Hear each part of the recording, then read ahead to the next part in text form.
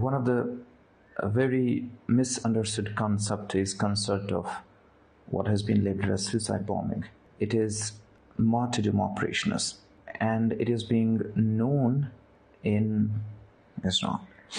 There are multiple contraindications, there are multiple arguments that have been brought against it. Martyrdom operations.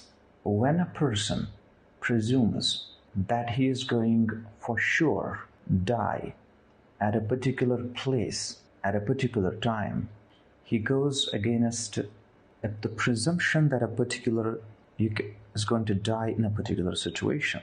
It's not, we don't have situation.